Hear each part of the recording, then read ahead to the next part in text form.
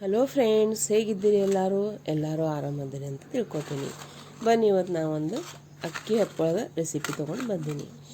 ಕರೆದ್ರೆ ಸೈಜ್ಗೆ 4 ಪಟ್ಟದಷ್ಟು ದೊಡ್ಡದಾಗುವಂಥ ಅಕ್ಕಿ ಹಪ್ಪಳ ಮಾಡೋದನ್ನು ಹೇಳ್ಕೊಡ್ತಾ ಇದ್ದೀನಿ.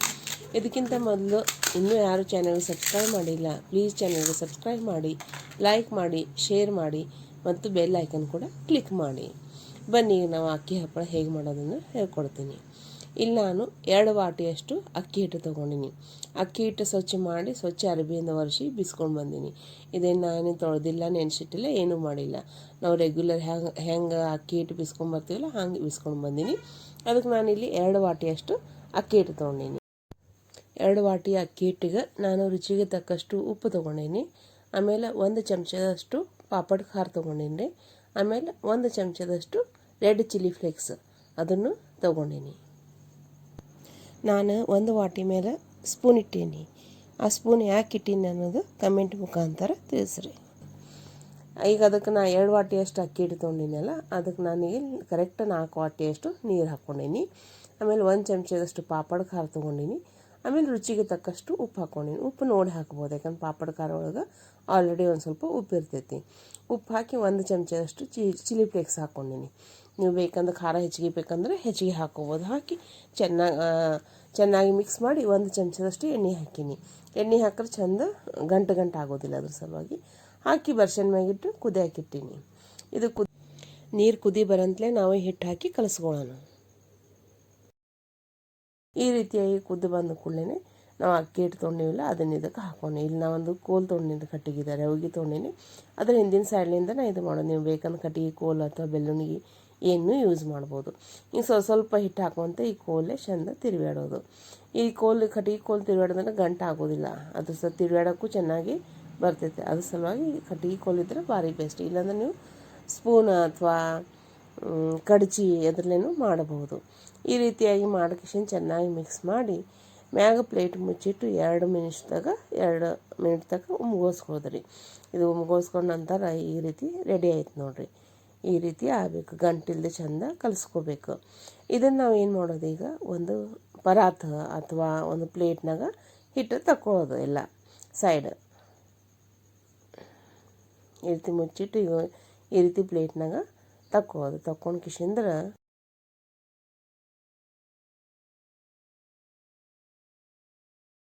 ವಿಡಿಯೋ ಸ್ಕಿಪ್ ಮಾಡಲ್ದೆ ನೋಡಿ, ಯಾಕಂದ್ರೆ ಭಾರಿ ಇಂಟ್ರೆಸ್ಟಿಂಗ್ ಐತಿ. ಹಪ್ಪಳ ಭಾಳ ಚೆಂದ ಆಗ್ತಾವೆ. ಇದ್ರದ್ದು ನೋಡಿ ಕಿಶಿಂದ ಮಾಡಿರಿ ನೀವು. ಈ ರೀತಿಯಾಗಿ ಎಲ್ಲ ಪ್ಲೇಟ್ನಾಗ ತಕ್ಕೊಂಡ ನಂತರ ಅದ್ರೊಳಗೆ ಒಂದು ಸ್ವಲ್ಪ ಪೋರ್ಷನ್ ತೊಗೊಂಡು ಒಂದು ಸ್ವಲ್ಪ ಹಿಟ್ಟು ತೊಗೊಂಡು ನಾವು ಜಿಪ್ ಬ್ಯಾಗ್ ಅಥವಾ ದಪ್ಪ ಪ್ಲಾಸ್ಟಿಕ್ ಬ್ಯಾಗ್ ಇರ್ತವೆ, ನೀವು ಅರ್ಬಿ ಒಳಗೆ ಹಾಕ್ಕೊಂಡು ಮಾಡ್ಬೋದು.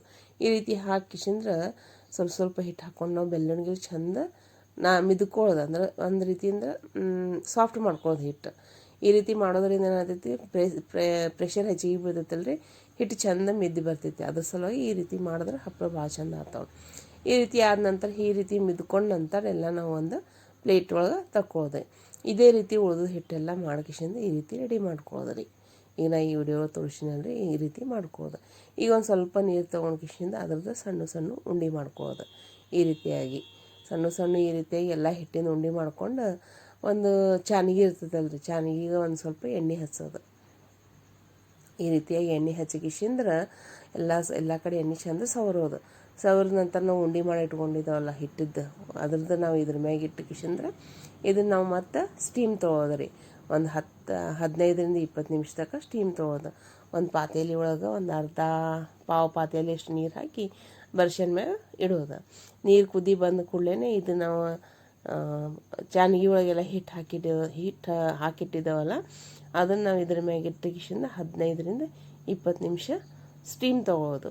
ಇದು ಸ್ಟೀಮ್ ತೊಗೊಂಡ್ರೆ ಹಪ್ಪಳ ಭಾಳ ಚೆಂದ ಆಗ್ತದೆ. ಕಿಚಿಯಾ ಪಾಪಡ್ ಅಂತಾರಲ್ರಿ, ಗುಜರಾತ್ ಸೈಡ್ ಅದು ಮಾಡ್ತಾರಲ್ಲ, ಆ ರೀತಿ ಹಪ್ಪಳ ಇಟ್ಟು ಚೆಂದ ಆಗ್ತಾವೆ. ಇದು ಮಾಡಿ ಸಣ್ಣ ಇರ್ತಾವೆ ಮಾಡೋತ್ನಾಗ, ಆದ್ರೆ ಕರೆದ ಕೂಡಲೇ ಆದ್ರೆ 4-5 ಪಟ್ಟು ಹೆಚ್ಚು ದೊಡ್ಡ ಆಗ್ತಾವೆ ರೀ. ಈ ರೀತಿಯಾಗಿ 15-20 ನಿಮಿಷ ಸ್ಟೀಮ್ ತೊಗೊಂಡ ನಂತರ ಅದ್ರೊಳಗೆ ಒಂದೊಂದು ಉಂಡೆ ತಕ್ಕೊಳ್ಳೋದು. ಎಲ್ಲ ಒಮ್ಮೆಗೆ ತಕ್ಕೊಳ್ಳೋದಿಲ್ಲ, ಒಂದೊಂದು ಉಂಡೆ ತಕ್ಕೊಂಡು ಕಿಸಿಂದ್ರೆ ಉಳ್ದು ಅದ್ರ ಮೇಲೆ ಪ್ಲೇಟ್ ಮುಚ್ಚಿ ಕಿಸಿಂದ್ರೆ ಇಟ್ಟುಬಿಡೋದು. ಯಾಕಂದ್ರೆ ಸ್ಟೀಮ್ ಬೆಚ್ಚಗೆ ಇರ್ತೈತೆ, ಆರು ಕೊಡೋದಿಲ್ಲ ರೀ ಹಿಟ್ಟು.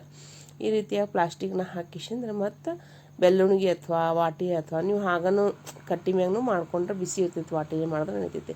ಖರೆ ಇದು ಈಸಿ ಆಗ್ತೈತಿ ಮೆಥಡ. ಆಮೇಲೆ ಹಿಟ್ಟು ಚಂದ ಮಿದಿತೈತಿ, ಪ್ರೆಷರ್ ಭಾಳ ಚಂದ ಮಿದಿತೈತಿ ರೀ ಬೆಳ್ಳುಣಿಗಿಲಿ. ಅದ್ರ ಸಲುವಾಗಿ ಸಾಫ್ಟ್ ಆಗೋಸ್ತಕ್ಕ ಮಿದಿಯೋದು. ಇದೆಷ್ಟು ಮಿದಿತೀರಲ್ಲ ಹಪ್ಪಳ ಅಷ್ಟು ಚಂದ ಆತಾವ. ಎಷ್ಟು ಮಿದ್ದಂಗೆ ಹಪ್ಪಳ ಕಟ್ ಆಗೋದಿಲ್ಲ, ನಡುವೆ ಶೀಳೋದಿಲ್ಲ. ಆಮೇಲೆ ಚಂದ ಜಿಗಟ್ ಬರ್ತೈತೆ ಅದಕ್ಕೆ ಹಿಟ್ಟಿಗೆ. ಅದ್ರ ಸಲುವಾಗಿ ಎಷ್ಟು ಚಂದ ಮಿದ್ಕೋತೀರಿ ಅಷ್ಟು ಚಂದ ಹಪ್ಪಳ ತಯಾರಾಗ್ತಾವೆ. ಆಮೇಲೆ ದೊಡ್ಡನೂ ಆತಾವೆ ಹಪ್ಪಳ ಕರೆದು ನಿಂತ್ರೆ. ನೋಡಿರಿ ಹಿಟ್ಟು ಎಷ್ಟು ಒಂದು ಸಾಫ್ಟ್ ಆಗಿದೆ ನೋಡಿ. ಒಂದು ಸ್ವಲ್ಪ ಎಣ್ಣೆ ಹಚ್ಕೊಂಡು ಚಂದ ಮಿದ್ಕೊಳ್ಳೋದು. ಈ ವಿಡಿಯೋದಾಗ ತೋರಿಸಿ ನೋಡಿರಿ ಈ ರೀತಿ. ಇದೇ ರೀತಿಯಾಗಿ ಎಲ್ಲ ಉಂಡೆಗಳದ್ದು ನಾವು ಮಾಡ್ಕೊಳ್ಳೋದು. ಮಾಡ್ಕೊಂಡು ಈ ರೀತಿ ಮಿದ್ದು ಕಿಶಿಂದ್ರೆ ನಿಮ್ಗೆ ಯಾವ ಸೈಜ್ ಬೇಕು ಆ ಸೈಜ್ದ ಉಂಡೆ ಮಾಡ್ಕೊಳ್ಳೋದು. ಸಣ್ಣ ಹಪ್ಪಳ ನಿಮ್ಗೆ ದೊಡ್ಡ ಬೇಕಂದ್ರೆ ದೊಡ್ಡ ಮಾಡ್ಕೊರಿ, ಸಣ್ಣ ಬೇಕಂದ್ರೆ ಸಣ್ಣ ಮಾಡ್ಕೊರಿ. ಈ ರೀತಿಯಾಗಿ ಚಾಕು ತೊಗೊಂಡು ಕಿಶಿಂದ ಸಣ್ಣ ಒಂದೇ ಟೈಪ್ದ ಕಟ್ ಮಾಡ್ಕೊಳ್ಳೋದು ಈ ರೀತಿಯಾಗಿ. ಈ ವಿಡಿಯೋ ನಿಮ್ಗೆ ಹೇಗೆ ಅನ್ನಿಸ್ತು ಅನ್ನೋದು ಕಮೆಂಟ್ ಮುಖಾಂತರ ತಿಳಿಸ್ರಿ. ನೀವು ಈ ರೀತಿ ಟ್ರೈ ಮಾಡಿ ನೋಡಿರಿ, ಹಪ್ಪಳ ಭಾಳ ಚಂದ ಆಗ್ತಾವೆ. ಕರೆದ ಕೂಡಲೇ ಬಾಯಿಗೆ ಇಟ್ಟು ಕೂಡಲೇ ಕರಗ್ತಾವೆ, ಆ ರೀತಿ ಆಗ್ತಾವೆ ಹಪ್ಪಳ. ಈ ರೀತಿಯಾಗಿ ರೌಂಡ್ ಉಂಡೆ ಮಾಡ್ಕೊಂಡು ನಾವು ಇಟ್ಕೊಳ್ಳೋದು. ಈಗ ನಾವು ಪುರಿ ಮಾಡೋ ಮಷಿನ್ ಇರ್ತದಲ್ಲ ರೀ, ಪ್ರೆಸ್ ಮಾಡೋದು, ಅದು ಇಲ್ಲತ್ರ ನೀವು ಕೋಳ್ಪಾಟ್ ಮ್ಯಾಗೂ ಮಾಡಿದ್ರೆ ನಡಿತೈತಿ. ಇಲ್ಲತ್ರ 2 ಪ್ಲಾಸ್ಟಿಕ್ ತೊಗೊಂಡು ಒಂದು ವಾಟಿಲಿ ಒತ್ತರು ಭೀ ನಡಿತೈತಿ. ನಮ್ಮ ಮನೆಯೊಳಗೆ ಐತೆ ಅಂದ್ಕೂಡಲೇ ನಾನು 2 ಪ್ಲಾಸ್ಟಿಕ್ ತೊಗೊಂಡಿನಿ. ತೊಗೊಂಡು ಅದು 2 ಸೈಡ್ ಎಣ್ಣೆ ಹಚ್ಚಿನಿ. ಅದಕ್ಕೆ ಒಂದು ಪ್ಲಾಸ್ಟಿಕ್ ಇಟ್ಟು ಅದ್ರ ಮ್ಯಾಗ ಒಂದು ಉಂಡೆ ಇಟ್ಟು ಇನ್ನೊಂದು ಪ್ಲಾಸ್ಟಿಕ್ ಇಟ್ಟು ಈ ರೀತಿಯಾಗಿ ಪ್ರೆಸ್ ಮಾಡ್ಕೊಂಡು ಹಪ್ಪಳಗಳು ರೆಡಿ ಮಾಡ್ಕೊಂಡೇನಿ. ನೋಡ್ರಿ ಎಷ್ಟು ಚಂದ ಹಿಟ್ಟು ಚೆಂದಾಗೈತೆ. ಹಪ್ಪಳನೂ ಚಂದ ತೆಳ್ಳಗೆ ಅದು.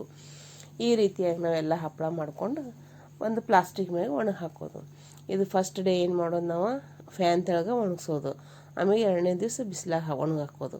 ಇದಕ್ಕೇನು ಬಿಸಿಲಾಗ ಒಣಗಿ ಹಾಕ್ಬೇಕಂತ ಏನಿಲ್ಲ, ಫ್ಯಾನ್ ತೆಳಗೂ ಚಂದ ಆರಿ ಬರ್ತಾವೆ ಹಪ್ಪಳ. ಈ ರೀತಿಯಾಗಿ ಎಲ್ಲ ಹಪ್ಪಳ ಮಾಡ್ಕೊಂಡು ಹಿಟ್ಟು ಏಟು ಮಿದ್ಕೋತಿರೋಣ ಅಷ್ಟು ಚಂದ ಹಪ್ಪಳ ರೆಡಿ ಆಗ್ತಾವೆ. ಈ ರೀತಿಯಾಗಿ ನೋಡ್ರಿ ಎಷ್ಟು ಚಂದ ಸೇಪ್ ನಾವು ಎಷ್ಟು ಚಂದ ಬಂದವು. ಎಲ್ಲಿ ಹರಿದಿಲ್ಲ, ಎಲ್ಲಿ ಕಟ್ಟಾಗಿಲ್ಲ, ಏನೂ ಇಲ್ಲ. ಈ ರೀತಿಯಾದ ನಾನು ಮತ್ತು ದೊಡ್ಡನ ಹಪ್ಪಳ ಮಾಡೀನಿ, ಸಣ್ಣ ಮಾಡಿಲ್ಲ ಇವತ್ತು. ಈ 2 ವಾಟಿ ಹಿಟ್ಟೊಳಗೆ ಒಂದು 60ರಿಂದ 70 ಹಪ್ಪಳ ಆಗಿದಾವೆ ನೋಡಿರಿ. ಆಮೇಲೆ ನೆಕ್ಸ್ಟ್ ಡೇ ನಾನು ಬಿಸಿಲಾಗ ಒಣಗಿಸೀನಿ. ಒಣಗಿದ ನಂತರ ಈ ರೀತಿಯಾದ ಹಪ್ಪಳ ರೆಡಿ ಆದ ನೋಡಿರಿ. ಇದನ್ನು ನಾನು ನಿಮಗೆ ಇವತ್ತು ಕರೆದು ತೋರಿಸ್ತೀನಿ, ಹೆಂಗಾಗ್ಯವನ್ನ ನೋಡಿರಿ. ನೋಡಿ ಕಿಶಿಂದ ಹೇಳ್ರಿ, ಕಮೆಂಟ್ ಮುಖಾಂತರ ನನಗೆ ತಿಳಿಸ್ರಿ. ಈಗ ನಾನು ಕಡಾಯಿದಾಗ ಎಣ್ಣೆ ಕಾಯಕ್ಕಿಟ್ಟೀನಿ. ಎಣ್ಣೆ ಕಡಕ್ಕೆ ಕಾಯ್ಬೇಕು ರೀ, ಎಕ್ದಮ್ ಚಂದ ಕಾಯ್ದಿರ್ಬೇಕು ಎಣ್ಣೆ. ಈ ರೀತಿಯಾಗಿ ನೋಡಿರಿ ಎಷ್ಟು ದೊಡ್ಡ ಆಗತ್ತಾವೆ ನೋಡಿರಿ. ಒಂದು 4ರಿಂದ 5 ಪಟ್ಟು ದೊಡ್ಡ ಆಗತ್ತಾವೆ. ಕರಿಯಾಕು 2 ಚಮಚ ಬೇಕಾಗ್ತೈತಿ. ಅದ್ರ ಸಲುವಾಗಿ ಈ ರೀತಿಯಾಗಿ ನೋಡಿರಿ ರೆಡಿ ಆದ ನೋಡಿರಿ. ಕಿಚಾ ಪಾಪಡ್, ಅಕ್ಕಿ ಹಪ್ಪಳ, ಕರೆದ್ರೆ 4ರಿಂದ 5 ಪಟ್ಟು ಸೈಜ್ ದೊಡ್ಡ ಆಗುವಂಥ ಹಪ್ಪಳ. ಹಬ್ಬ ಹುಣ್ಣಿಮೆ ದಿನ ರುಚಿ ಇರ್ತೈತಿ. ಆಮೇಲೆ ಹಂಗೆ ಸಂಜೆ ಸ್ನ್ಯಾಕ್ಸ್ ಹತ್ರ ಈ ರೀತಿ ಕರೆದ ಮ್ಯಾಗ ಅದ್ರ ಮ್ಯಾಗ ಸಣ್ಣ ಉಳ್ಳಾಗಡ್ಡಿ, ಕೊತ್ತಂಬರಿ, ಆಮೇಲೆ ಟೊಮ್ಯಾಟೊ ಸಣ್ಣ ಕಟ್ ಮಾಡ್ಕೊಂಡು ಚಾಟ್ ಮಸಾಲ ಹಾಕ್ಕೊಂಡು ಹುಡುಗರಿಗೆ ಸ್ನ್ಯಾಕ್ಸ್ ಹತ್ತಿರ ಕೊಟ್ಟರು ಚೆನ್ನಾಗಿರ್ತವೆ. ಮನೆಯೊಳಗೆ ಮಾಡೋದಲ್ರಿ, ಒಂದು ಹೈಜೀನಿಕ್ ಇರ್ತೈತಿ. ಈ ರೀತಿಯಾದ ಅಕ್ಕಿ ಹಪ್ಪಳ ರೆಡಿ ಆದ ನೋಡಿರಿ. ವಿಡಿಯೋ ಹೇಗೆ ಅನ್ನಿಸ್ತು ಅನ್ನೋದು ಕಮೆಂಟ್ ಮುಖಾಂತರ ತಿಳಿಸಿರಿ. ನೀವು ಟ್ರೈ ಮಾಡಿರಿ. ಆಮೇಲೆ ಚಾನಲ್ಗೆ ಲೈಕ್ ಮಾಡಿರಿ, ಶೇರ್ ಮಾಡಿ ಮತ್ತು ಸಬ್ಸ್ಕ್ರೈಬ್ ಮಾಡೋದನ್ನು ಮರಿಬೇಡ್ರಿ. ಸಬ್ಸ್ಕ್ರೈಬ್ ಮಾಡಿದವ್ರು ಯಾರು ವಿಡಿಯೋ ನೋಡ್ತೀವಿ ಅವರಿಗೆ ತುಂಬ ಹೃದಯಪೂರ್ವಕ ಧನ್ಯವಾದಗಳು. ಹೊಸವಾಗಿದ್ದರೆ ಫಸ್ಟ್ ಟೈಮ್ ನೋಡತ್ತಿದ್ರೆ ಚಾನಲ್ಗೆ ಸಬ್ಸ್ಕ್ರೈಬ್ ಮಾಡಿ. ಇಷ್ಟೋ ತನಕ ವಿಡಿಯೋ ನೋಡೋದಕ್ಕೆ ಧನ್ಯವಾದಗಳು.